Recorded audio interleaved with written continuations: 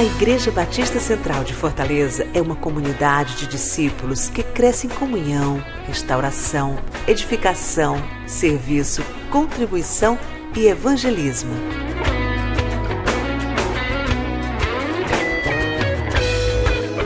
A IBC agrega mais de 4.000 pessoas de todas as idades e perfis socioeconômicos, investindo em projetos que valorizam principalmente o relacionamento interpessoal.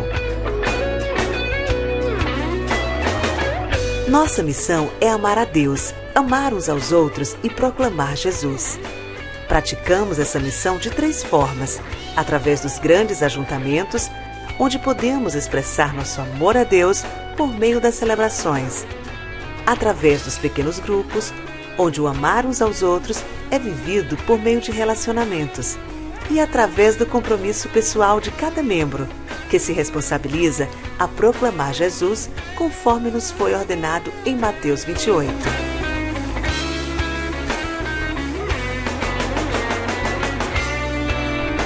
Pequenos grupos é onde a igreja vive relacionamentos de forma mais intensa, cuidando uns dos outros, estudando a Bíblia e compartilhando a vida. A IBC possui diversos grupos espalhados em Fortaleza que se reúnem de casa em casa e fazem parte de uma rede de pastoreio.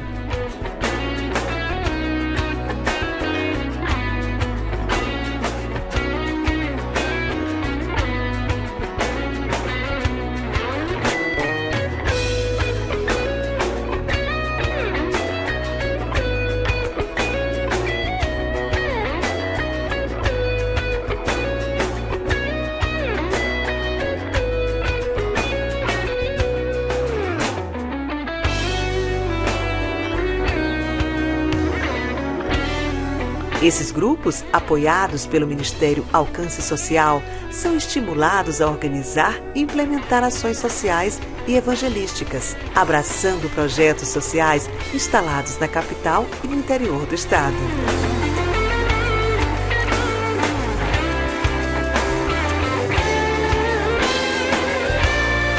Quer conhecer mais sobre a IBC? Visite-nos, acesse o nosso site. Faça parte de um pequeno grupo.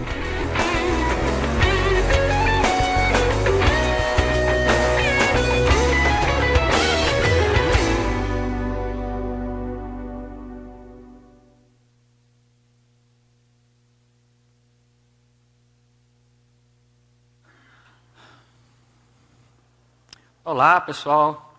Bom dia. Ou boa tarde, não sei, né? Já é quase boa tarde. Pois é, eu não sou pastor, meu nome é Aristides, eu sou administrador da IBC. Pois é, não botaram o púlpito para mim, não me anunciaram, mas tudo bem. Eu acho que isso faz parte, né, do que a gente está vivenciando aqui. Vocês devem estar recebendo um folheto aí, o pessoal deve estar entregando. Você segura, guarda que a gente vai fazer uma dinâmica rápida durante essa apresentação. E eu queria pedir a gentileza, se você identifica locais vagos ainda no centro do auditório, por favor, tenta se deslocar para deixar as cadeiras vagas nas extremidades para facilitar o acesso de quem ainda está chegando.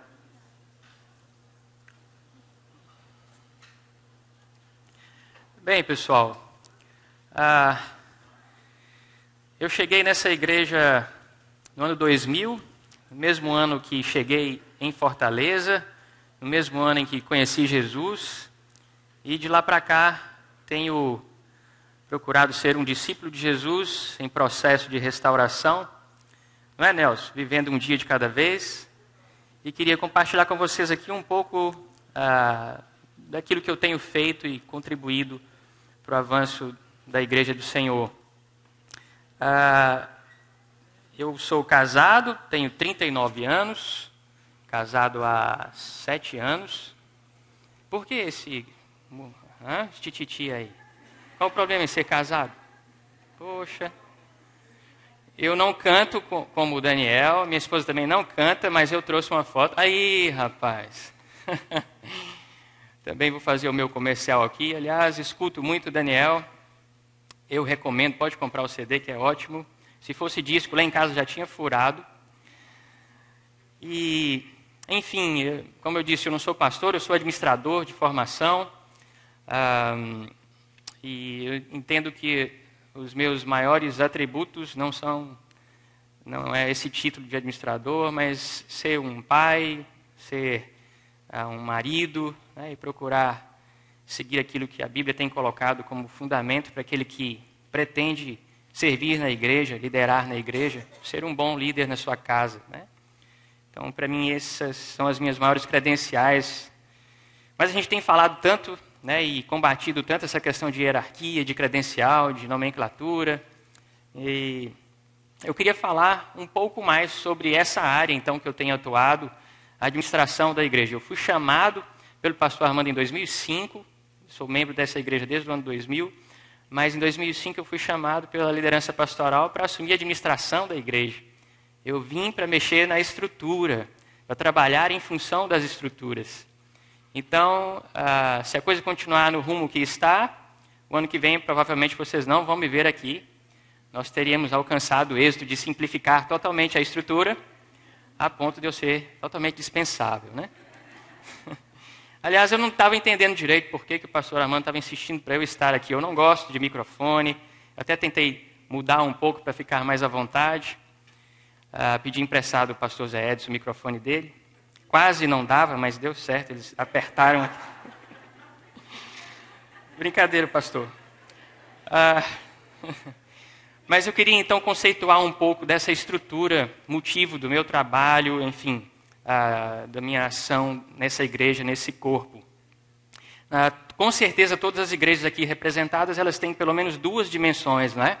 A dimensão espiritual e a dimensão estrutural. A igreja é organismo, corpo de Cristo, somos nós, o povo, e a igreja é a organização. Cadê? Pode botar aí. Eu trouxe uma foto de uma igreja, vamos ver se vocês conhecem qual é. Olha. E aí, depois de tudo que a gente ouviu, você dizer Aristides, a foto da igreja, isso não traduz o que é a igreja, né? A igreja é aquele povo que está lá de baixo, mas nós temos aqui parte da estrutura. A estrutura vai muito além do que simplesmente a estrutura patrimonial, os prédios, né? Tem outras coisas que envolvem a estrutura, eu quero poder falar rapidamente sobre isso com vocês aqui.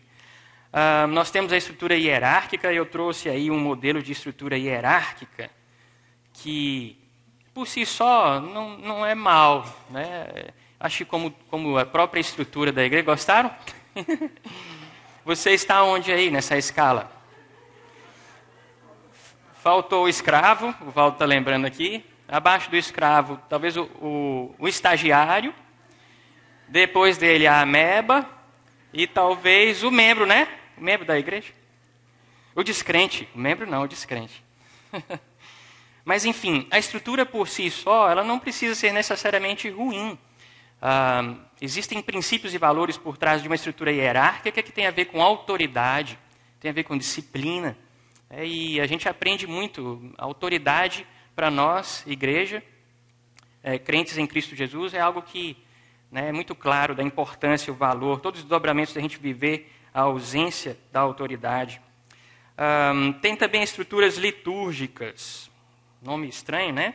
Mas existem. Os nossos eventos, nossos cultos, batismos. Vocês não viram o pastor falando da senhora, né, que estava cobrando lá o momento cerimonial do batismo? Tem umas estruturas aí que estão ligadas à nossa liturgia, o jeito de fazer as coisas. Tem também uma estrutura organizacional. Eu resgatei um slide que eu acho que, uma imagem, que muita gente aqui vai se impressionar. Pode colocar aí. Processo da rede ministerial. Alguém já viu? Olha que estrutura bonita. Quem já viu isso aqui? Tem alguns. Eu acho que o Jones vai se impressionar. Talvez há muito tempo ele não tinha contato com isso. Está fazendo o sinal da cruz lá atrás. Ó. Gente, essa aqui era basicamente a nossa estrutura, viu? Lá atrás, a estrutura da rede ministerial. Você vê como era bonito. Primeiro você tinha que passar meia hora tentando entender o desenho, para depois você começar a compreender o processo da rede ministerial. Mas era muito parecido com isso aqui. A gente viveu essencialmente essa estrutura da rede ministerial na IBC. Eu sou fruto desse negócio aqui, sabia? Estou vendo? Estou dizendo que tem um lado ruim, tem um lado bom. É tudo a forma como você utiliza, né? A estrutura não precisa ser necessariamente mal, mas é o uso que você faz dela. A rede ministerial foi fantástico para nós como igreja, porque ela consolidou um caminho que já vinha sendo trilhado pela liderança pastoral, que é o exercício dos dons. Eu aprendi que eu tinha dons, aquilo que foi dito aqui. A gente ouvia muito falar sobre levanta da cadeira, você tem o Espírito Santo de Deus, você pode ser usado com poder, porque Deus lhe deu dons, Deus lhe fez de uma maneira singular. Puxa, eu ouvi isso há 12 anos e isso incorporou em mim de tal forma que eu disse, eu preciso servir, eu quero retribuir o que Deus fez na minha vida, os dons que Ele me deu, e levar isso para os outros. Então, apesar das falhas, às vezes dos excessos, a essência do servir uns aos outros ficou marcado para mim. E foi através dessa estrutura organizacional. A gente depois simplificou, né? Olha aí, essa aqui hoje é a base da nossa estrutura. É uma estrutura de pastoreio. Tem muito mais a ver com o que nós somos. Nós somos igreja, nós somos ovelhas. Então, que a estrutura tem a ver com o pastoreio. Houve uma evolução aqui. Não que nós não priorizássemos o pastoreio, mas tinha algumas coisas que estavam deixando turva a nossa visão sobre a verdadeira estrutura, o modelo de estrutura para a igreja. Vou falar mais sobre isso mais para frente. Bom, uma igreja hoje, de fato, a gente está se enrolando com a estrutura. Pode passar os slides. A gente está virando administrador do negócio igreja. A gente, que eu digo os pastores, eu sou administrador. Aí vocês, pastores, estão acumulando tanta estrutura, tantas coisas ao redor, que nós estamos virando administradores do negócio igreja. E a gente não precisa falar muito mais, que já foi dito tantas coisas sobre como isso tem desviado a igreja do seu foco, do caminho.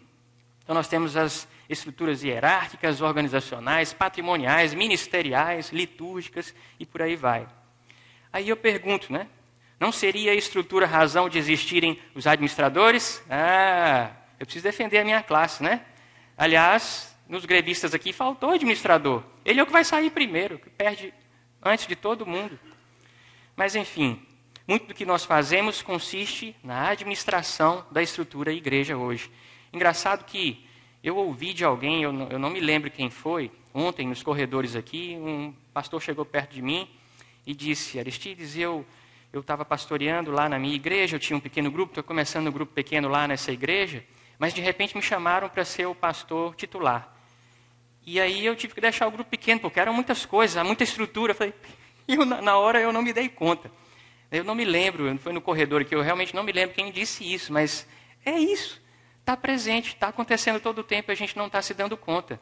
Ele já era pastor de função, não de título. Ele já liderava um rebanho, mas quando deram para ele o cargo de pastor titular, ele abandonou o grupo pequeno porque não tinha mais tempo. Cara, engraçado, não? Puxa, parece que o que a gente está falando aqui, às vezes, fica distante da realidade. Aconteceu esses dias aí. Às vezes a gente não faz o link com o que está acontecendo ao nosso redor, e é fato, né? Acontece. É por isso que a gente se envolve em tantas coisas, depois, pela misericórdia de Deus, Ele vai e tenta clarear de novo o caminho para a gente, para aquilo que é o foco. Eu quero mostrar aqui a estrutura organizacional, então, da igreja, de como nós éramos lá atrás, no tempo do auge da rede ministerial. Uma igreja cultocêntrica, do jeito que o pastor Tomás gosta, onde o culto é o centro de tudo na igreja, né?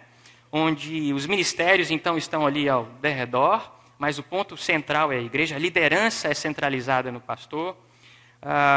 E você tem o pastor Armando falou sobre isso, nós temos sempre tivemos, né, na década de 90, nós fizemos um planejamento estratégico e determinamos lá a nossa visão, missão e valores. Os valores ainda são esses aqui, maturidade, ministério, mordomia, mutualidade, missão. Aí o que acontecia? Durante os cultos, a gente às vezes fazia série de pregações para explicar o que era isso aqui, certo? Esses valores. Porque imagine um descrente chegando, né, ou um novo convertido, o que é mordomia? É o cara deitado na rede, de folga em casa, né? O que é ministério? Ministério dos Transportes, o que é isso? Missão do quê? E mutualidade, que palavra é essa? Então a gente tinha que explicar os nossos valores. A gente fazia série de pregações para explicar aquilo que era importante para a gente. Eu me lembro, pois é, nós todos vivemos igreja, então talvez o que eu esteja falando aqui, mas eu me lembro de um episódio onde eu fui pela primeira vez à IBC. Era num ginásio. E assim que eu cheguei, estava entrando pela pelas escadarias desse ginásio, alguém estendeu a mão para mim na recepção, uma dessas mocinhas que fica aí de colete verde, e disse assim, a paz do Senhor. Eu nunca tinha ouvido aquela expressão. Eu cumprimentei, mas eu não sabia o que dizer de volta. Pessoal, é isso. São essas pessoas que estão aí fora. Eu era uma delas. Elas não conhecem o nosso linguajar. Nós não estamos nos expressando e falando de forma clara, a apontar para aquilo que é o alvo, que é Jesus. E a gente inventa um monte de coisas, coloca os nomes, né, que para nós são familiares, mas que não estão comunicando a razão de sermos como igreja. Bom, nós tínhamos lá, pode deixar a imagem, por favor, muitos ministérios. Quando eu cheguei, nós estávamos no auge da rede ministerial. Tínhamos mais de 40 ministérios. Nós tínhamos a casa dos ministérios. Era um ambiente, um escritório só para funcionar os escritórios dos ministérios. Era muito legal. Era um movimento durante o dia, um vai e vem, né, muitos materiais espalhados, o pessoal cuidando das coisas. E nós tínhamos também um líder, um diácono, um líder da igreja para cada M desse aqui, para cada valor. Nós chamávamos de 5 M's, os nossos valores. Então tinha o cara da maturidade, tinha o líder da rede ministerial, tinha o líder da mordomia, pastor Zé Edson cuidava mais disso, a mutualidade, missão, inclusive a mutualidade, o nosso irmão Márcio Félix, durante anos, foi o líder da mutualidade, não é não, Márcio? Ele estava dizendo ali que ontem, que a igreja dele já está ficando com alguns ministérios, já tem 3 pessoas sendo sustentadas lá na igreja. Eu disse para ele, Márcio, segura minha vaga lá, porque aqui eu vou perder o meu lugar. Aí ele disse, pois é, se a gente não ficar atento, a gente acaba se envolvendo mesmo. E ele viveu isso aqui. E naquele tempo nós vivíamos mutualidade como um ministério. Então, engraçado, né? Eu vivia relacionamentos por opção, por me identificar com aquele ministério. Era assim que a gente... É claro, põe amor nas minhas palavras, né, pessoal? Mas era o que a estrutura traduzia. Nem era o que a gente pregava. Eu nunca ouvi isso dos pastores da nossa igreja. Muito pelo contrário. Mas, às vezes, as direções que a gente apontam não traduzem bem o que a gente está falando. Então, consolidando essa questão da estrutura, nós temos, pode passar, exemplos de estrutura que sobrepõem ao valor. Isso que eu acabei de falar. A maturidade, ela é sobreposta pela estrutura da escola bíblica. Então, imagina a nossa realidade hoje. 10 anos atrás, talvez fosse mais simples eu me deslocar da minha casa até a igreja de manhã para a escola bíblica e depois à tarde ir para o culto. E toda aquela... naquele tempo, no auge da escola bíblica, nós já tínhamos 1.200 pessoas matriculadas num semestre de escola bíblica.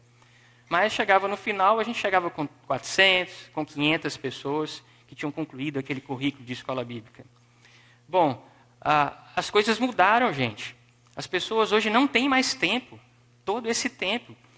Trabalham a semana inteira, o dia todo, à noite fazem faculdade. E a gente exigindo que elas, no domingo, momento que elas têm para se relacionar, para ficar em casa com a família, com a esposa, com os amigos, tem que ir de manhã para a escola bíblica e à noite para o culto. Então, a estrutura começou a corromper aquilo que é a essência. Como é que nós vamos viver maturidade, crescimento, discipulado de outra forma? Estamos presos a essa estrutura? O serviço, da mesma forma, com a rede ministerial. Era muito engraçado. Eu não posso contar todas as histórias aqui, porque não vai dar tempo. Mas eu me lembro que como era comum na igreja cultocêntrica, tudo acontecia em função do culto. Então, todos os ministérios disputavam espaço no culto para anunciar, né, o que eles estavam fazendo e atrair voluntários. Era uma competição de voluntários. Às vezes a gente via, poxa, você pegou o meu voluntário, né? Os líderes competindo, poxa, você não sei o quê. E disputando espaço, e disputando orçamento. O orçamento da igreja, boa parte dele estava direcionado para manter essa estrutura, esses ministérios acontecendo, a casa dos ministérios, aí telefone, ajuda de custo, recursos. A estrutura era voltada para isso. E eu me lembro que então, quando eu ouvi alguém falando sobre um ministério que era um projeto social lá na favela do Dendê, uma comunidade muito carente aqui dessa cidade, eu recém-convertido, querendo servir, falei, puxa, eu vou lá visitar esse negócio. Fui lá para a comunidade, encontrei o líder lá e me identifiquei com aquele negócio. Eu servi durante 4 anos lá nessa comunidade como professor da escolinha de futebol. E aí, pronto, comecei a servir, me envolver com esse ministério, com essa atuação social lá. E me envolvi de tal forma que eu comecei a organizar a estrutura que tinha lá e tal. E eu comecei a contribuir financeiramente, inclusive, para aquilo que era desenvolvido lá. O foco era oficinas, né, com as crianças, com adolescentes e tal. Aí, de repente, eu ouvi dizer que eu estava fazendo errado. Porque todos os ministérios tinham que mandar uma planilha com todos os itens que eram usados, gastos. Tinha que fazer o orçamento. Poxa, eu estava contribuindo espontaneamente.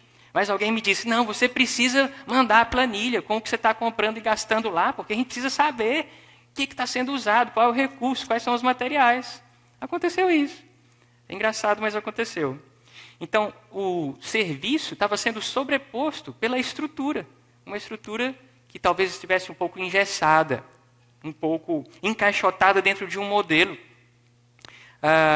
Da mesma forma, a mutualidade, como eu disse, fechada dentro das portinhas de um ministério. Então, numa igreja com os ministério de casais, ministério de jovens, ministério de adolescentes, mas eram ministérios voltados para programas e não para o pastoreio. O Márcio é que tinha que se virar para colocar toda essa galera dentro dos grupos pequenos, né?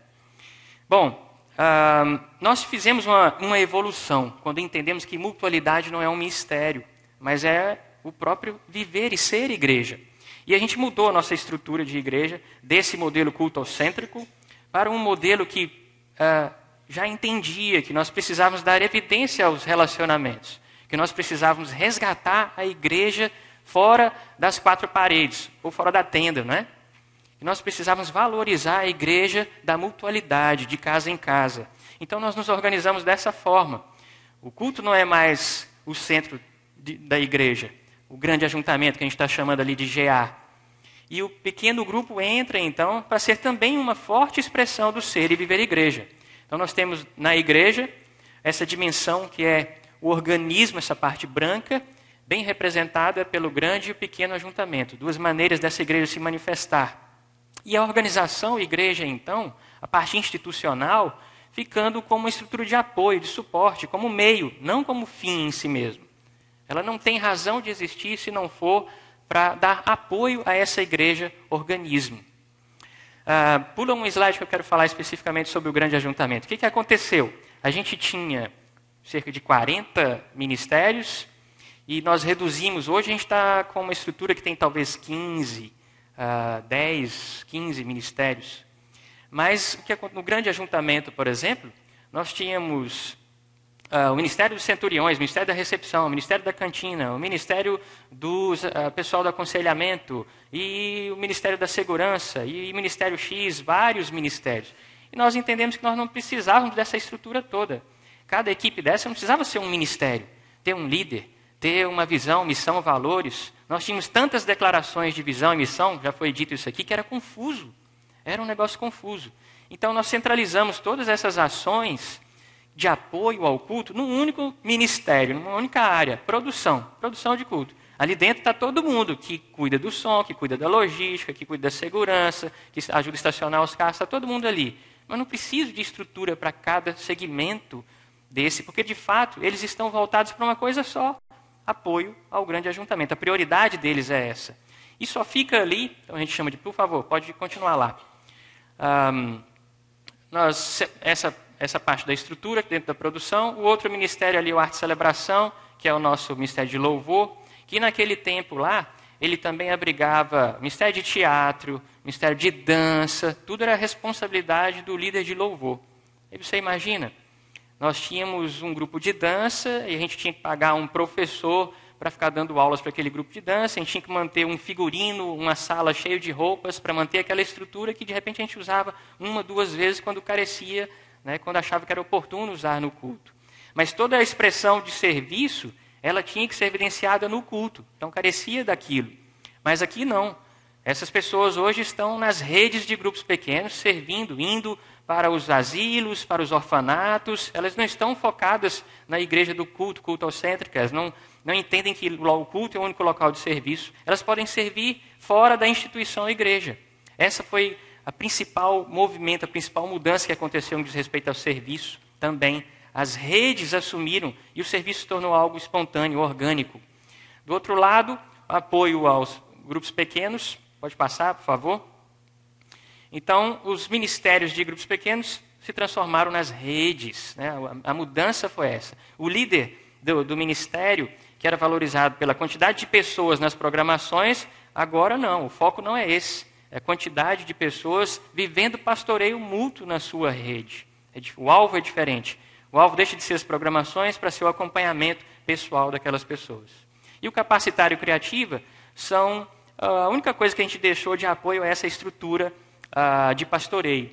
O capacitar é aquilo que cuida da nossa edificação, propõe os conteúdos, né, para a edificação, para a maturidade dos discípulos. E o criativa é que trabalha os recursos, vídeo, som, essas coisas que vocês veem por aí, as apostilas. Então, só deixamos isso como um apoio institucional. O que está institucionalizado hoje na estrutura igreja é só o que é mínimo e necessário para ser apoio, para que essa igreja organismo continue sendo a igreja que precisa ser. Pode passar, por favor. Então, pode passar esse slide, eu já expliquei isso aqui. Nós nos consolidamos, então, nessa estrutura de pastoreio, que é essa aqui. Então, hoje, esse aqui é o coração da igreja. Essas 5, 6 bolinhas aqui representam as redes de pastoreio que nós temos, crianças, jovens, adolescentes, homens, mulheres, casais. As 6 redes. Cada rede tem um coordenador e num grupo pequeno nós temos normalmente um líder, um aprendiz de líder e os membros. Essa é a estrutura do grupo pequeno. E indicamos que esse grupo tenha em torno de 12 pessoas, nem muito mais do que isso, para que o pastoreio seja de fato relacional, pessoal. Os orientadores são aquelas pessoas que caminham com os líderes. Nós temos usado aqui para cada orientador, em média, 5 líderes. Então, o líder ele é pastoreado pelo orientador, ele é acompanhado pelo orientador. O orientador ele contribui na capacitação desse líder, acompanha o líder. Não é um fiscalizador do trabalho do líder, mas é quem deve caminhar junto, acompanhar. Da mesma forma, o supervisor, os coordenadores são a autoridade máxima, digamos, dentro da rede, coordenador de mulheres, de casais, enfim, de crianças. E os pastores, por sua vez, pastoreiam os coordenadores. Então, o foco dessa estrutura está voltado para o pastoreio, para o relacionamento. Discípulos que discipulam e que são discipulados. Mas a gente ainda tinha um problema, mesmo chegando a essa estrutura bem mais simples, bem menos complexa do que a estrutura de ministérios, da rede de ministérios, aquele monte de iniciativas, nós tínhamos um problema. A rota para o discipulado, alguém que pudesse chegar na igreja, um novo convertido, ou eu, descrente, chegando pela primeira vez, como é que eu identifico, qual é o caminho que eu tenho que percorrer para me tornar cada vez mais parecido com Jesus? Isso não estava claro. E nós entendemos que a gente precisava, definitivamente, estabelecer uma rota clara para que cada pessoa que se aproximasse da igreja, dos grupos pequenos, de qualquer lugar, tivesse contato com a nossa igreja, pudesse identificar que esse é o caminho para Jesus, que esse é o nosso papel. Nós não promovemos, nós não fazemos salvação, edificação, o Espírito de Deus é que faz. Nós somos apenas colaboradores, então não vamos atrapalhar, não vamos colocar estruturas que vão embaçar a visão das pessoas, mas que vão deixar uma alameda para que ela possa percorrer e chegar até o final. Então nós identificamos, por favor, que os nossos ambientes de ensino estavam desorganizados. Nós tínhamos lá, aqui são todos os ambientes de ensino que nós identificamos dentro da igreja, os cultos, o curso de batismo, tinha umas salas para novo convertido, primeiros passos, o Atitude 434, alguns de vocês vão fazer movimento de pureza sexual, celebrando a restauração, enfim, tudo isso aqui ambientes de ensino, certo? Mas eles eram ministérios, entendeu? Cada um com sua visão, missão e valores, cada um fazendo o seu papel, cada um no seu quadrado. E a edificação não estava acontecendo de maneira sinérgica. Por exemplo, ali na turma de batismo, nós tínhamos um fenômeno muito interessante. Muitas pessoas se batizando, nós vamos batizar umas 100 pessoas esse domingo, mas as pessoas se batizavam e se dispersavam no meio da congregação. Em média, 70% daqueles que se batizavam não se integravam em grupos pequenos. Já pensou? 70% das pessoas que estavam chegando não estavam sendo de fato acompanhados, aquele acompanhamento pessoal, tete a tete. Estavam lá nos cultos, estão frequentando os cultos, mas sem o pastoreio intencional, o pastoreio mútuo. A gente precisou olhar para isso aqui e propor uma mudança. Pode passar. A gente fez um ajuste fino, então, naquela estrutura que eu tinha passado aqui anteriormente, que estava em azul. O que mudou? Vocês perceberam? Não dorme não, pessoal. O que mudou ali? Me deram o horário do almoço para falar, agora vocês aguentam, viu? Acorda aí. A única coisa que mudou foi o centro ali. Ao invés de nós termos no centro os valores, mordomia, mutualidade, um negócio que ninguém entendia, que a gente tinha que passar muito tempo explicando o que era, falei, pô, vamos simplificar. Qual é o alvo? A gente falou tanto desse alvo aqui, eu não preciso falar mais. Amar, relacionar e proclamar. Se você fizer isso, você está no caminho, certo? Então, todas as iniciativas ao redor desse alvo, dessa missão, deveriam se reorganizar para cumprir essa missão com eficiência. A administração da igreja se reorganizou para cumprir esse propósito, essa missão, de acordo com essa estrutura, valorizando o pequeno ajuntamento e o grande ajuntamento. Hoje a gente gasta muito menos com material de ministério, com prédio. A gente entregou a casa de ministérios, era alugada, a gente já entregou. A gente diminuiu algumas áreas, enxugamos algumas coisas, estamos todo mundo hoje lá dentro do Colégio Querigma. E rapidinho, daqui a pouco nós vamos lá para o Pedras. Vamos entregar também os escritórios lá do colégio. E vamos ficar numa estrutura bem enxutinha lá dentro do Pedras mesmo. Talvez debaixo de alguma mangueira ou de algum cajueiro lá. Mas a gente vai se desfazendo dessas estruturas. E administrativamente isso aconteceu, financeiramente houve mudanças, a equipe mudou, a equipe de pessoas que eram focadas nos programas dos ministérios não estão mais, agora estão dando suporte às redes. Mudaram algumas funções, umas 10, 11 funções, eu estava vendo esses dias, deixaram de existir. A gente não demitiu esse tanto de gente, algumas pessoas sim saíram, mas a maioria foi relocada em função de estarem dando apoio e suporte para que essa missão acontecesse. Bom, a gente já tinha esclarecido para onde ir, certo? O caminho estava claro lá. Agora nós precisávamos dizer como. Tá certo, nós temos que amar a Deus, amar uns aos outros e proclamar Jesus. Mas de forma prática, como é que eu faço isso? Porque as pessoas quando chegam, né, nas nossas igrejas, elas enxergam o quê? O que a gente faz. Os programas, as nossas atividades. A gente pode colocar um banner, pode colocar na parede, a missão está lá. E está lá, vocês vão lá, quem for lá na tenda, domingo, sexta-feira, vai ver isso. Está escrito lá de todo tamanho, amar a Deus, amar uns aos outros, proclamar Jesus. Mas isso por si só, ela conhecer isso, não necessariamente ela leva a um exercício, uma caminhada em direção a isso. Então, como fazer? E aí, pessoal, como é que a gente pode fazer para resolver esse problema? Tem ideia? Hã? Atitudes. O que mais? Como fazer para as pessoas vivendo relacionamentos? Como fazer para as pessoas enxergarem a caminhada, o caminho?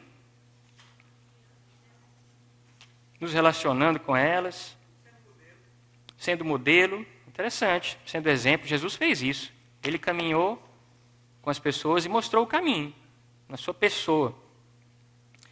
Nós tínhamos que definir como cada atividade semanal, então, ia refletir essa missão. Não bastava falar da missão.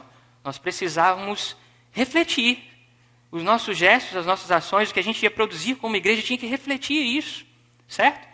Então, por exemplo, no nosso culto, o pastor Armando falou disso aqui já, nós vamos priorizar e falar sobre o amor de Deus pelas pessoas e como você reconhecer esse amor, como você expressar esse amor de forma prática. A gente leva um grupo pequeno, um casal, para dar um testemunho.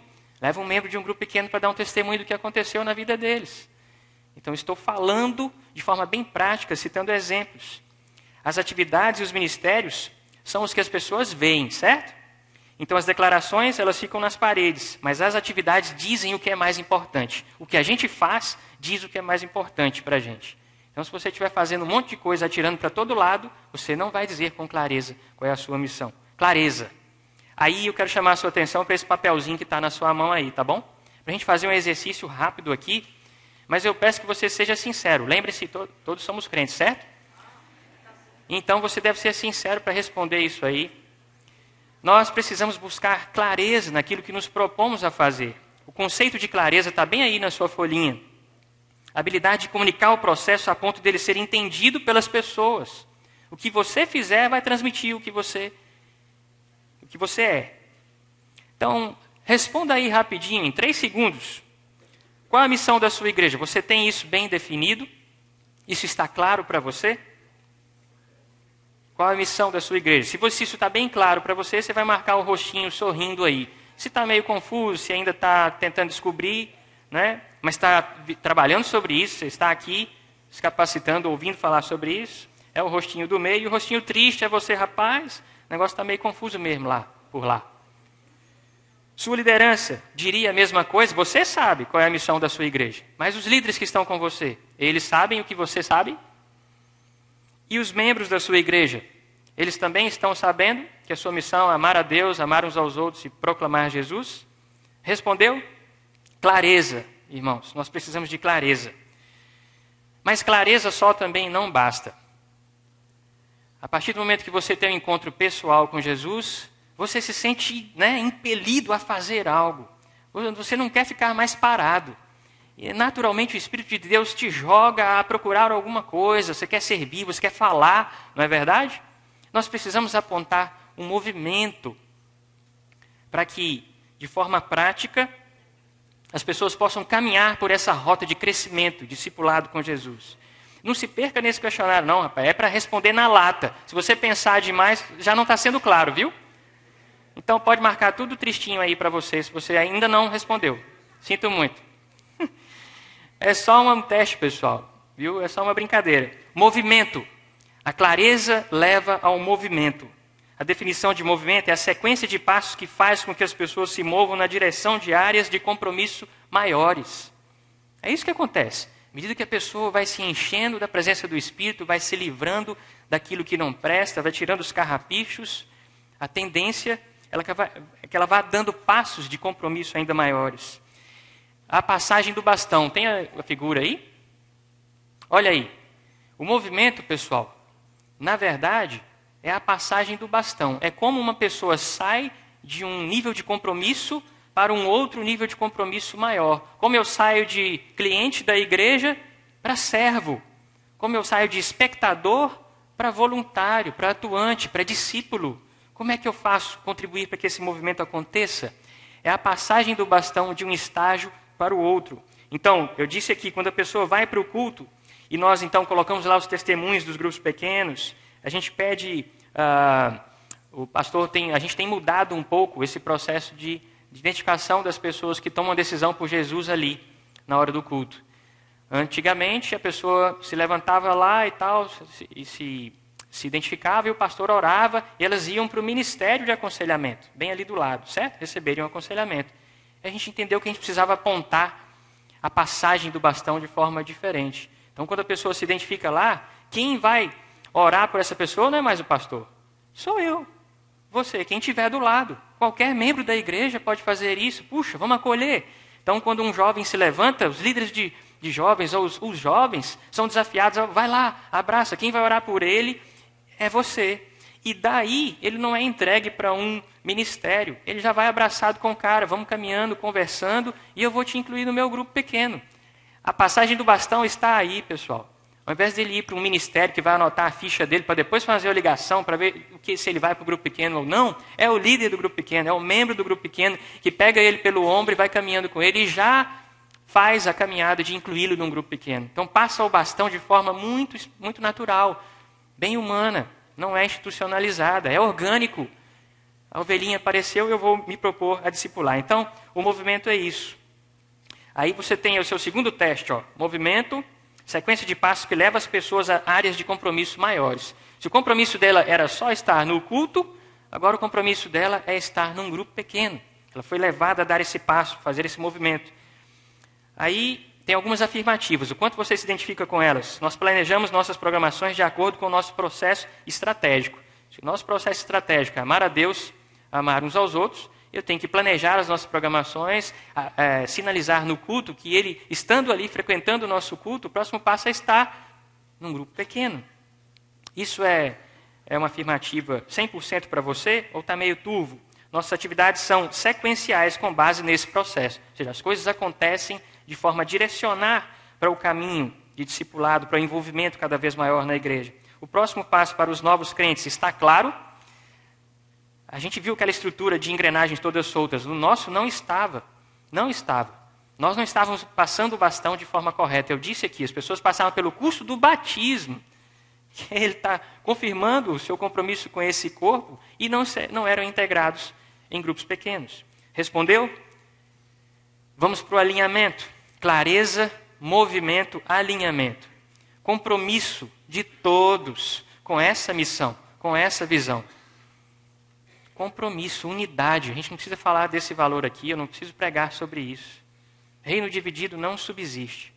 Se não houver unidade de pensamento, se todos não estiverem comprometidos com essa missão, vai minar. Vão ter esforços que vão minar. E em todo movimento de ajuste na igreja, sempre tem aqueles, ou em qualquer instituição, há movimentos de mudança, há os resistentes. E você precisa saber lidar com isso. O alinhamento é quando todos estão focados. Eu não tenho no meu ministério minha visão, minha missão, os valores do meu ministério. A missão é uma só. Todos estamos focados no alinhamento de cumprir aquela missão. Por isso que lá no grande ajuntamento a gente tinha 10 ministérios nos cultos, temos um só, uma área. Porque todos têm o mesmo foco, o mesmo alvo. Não precisa dessa departamentalização do serviço. Alinhamento. O conceito de alinhamento, a organização de todos os ministérios e equipes em torno do mesmo processo simples. Responde aí. Embora estilos e métodos variem, né? Porque você tem rede de crianças, tem rede de adolescentes, de casais, os estilos são diferentes, mas o processo é o mesmo. Qual é o seu nível de concordância com essa afirmação na sua igreja? O nosso processo é fator unificador que mantém nossos líderes focados. Está claro? Todos os líderes de ministérios, departamentos, de áreas na sua igreja estão focados nesse processo, nessa caminhada, na sua missão, na missão da sua igreja. Antes de iniciarmos um novo ministério, temos certeza de que se encaixa no nosso processo?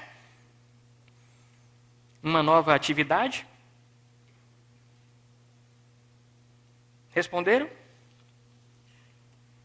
Os alunos atentos aí. Nós passamos sim, o quarto passo, foco. Cadê? Você está conseguindo enxergar aqui, foco? Como essa imagem traduz foco? O que vocês estão vendo aí? Ali, como se fosse o pastor no centro, né? Tendo o foco das atenções, sendo servido, mas não é esse o contexto, certo? É uma obra de arte. Não é verdade? Essa é uma obra de arte, isso a gente pode concordar. O artista, ele manter o foco é uma questão de arte, certo? É uma arte. O artista, ele precisou esculpir aquela pedra de mármore e tirar pedaços que eram mármore, mas que se não fossem tirados, não completariam a obra. Não transformaria aquela pedra tosca numa obra de arte. Foco, gente, é a coragem que nós temos para eliminar aquilo que tira a atenção do que é mais importante. Aquilo que evidencia a obra. Deixa a imagem, por favor. Nós não estamos tirando coisas que não prestam. Foi tirado o mármore, o que ficou foi mármore. A gente não costuma fazer coisas que não prestam na igreja, mas a gente faz coisas que atrapalham, que tiram o foco, que é Jesus.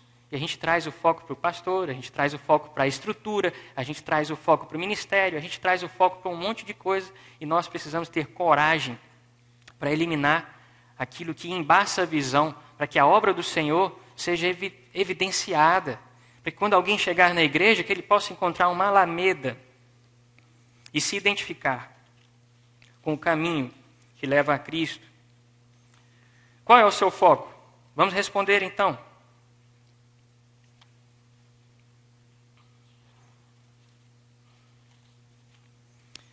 O compromisso de abandonar tudo aquilo que esteja fora do processo ministerial simples.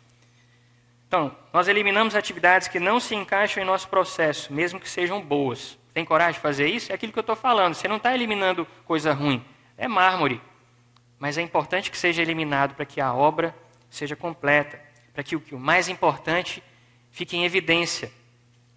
Foi engraçado que a gente começou a conversar sobre isso, olhar para o que a gente fazia, os nossos programas, a gente de fato tirou algumas coisas. Na rede de casais, por exemplo, não existe mais acampamento, retiro de casais. Não existe. Esse negócio de alugar um hotel, a gente tinha que fazer isso, fechava um hotel para 200 quartos e alimentação para esse povo. Cara, dava um trabalho, o pastor Zé Edson, boa parte dos cabelos brancos dele, eu tenho certeza que era função dessas coisas. E nós decidimos, não vamos fazer mais essas coisas. Porque e depois do retiro? O pastor falou sobre isso. Como é que faz? Como é que acompanha? Agora, recentemente, a gente estava lidando com crises com alguns casais, crise de relacionamento. Qual foi a primeira ideia que veio? Bora fazer um retiro? Vamos reunir esses casais em crise e vamos ministrá-los. Vamos ensinar para eles nesse retiro, etc. Sim.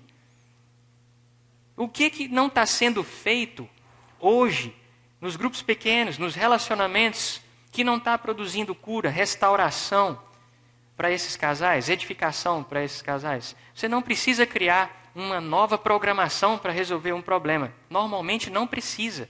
Você vai usar a sua própria estrutura do jeito que ela está, os cultos, os grupos pequenos, para trabalhar na vida desses casais ou resolver o que quer que você tenha identificado de problema na sua igreja. Foco é isso.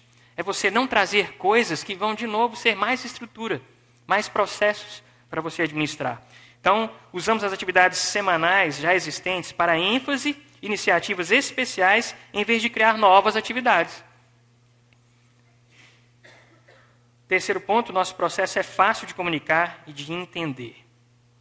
O quanto você se identifica com essas afirmativas. Todos terminaram?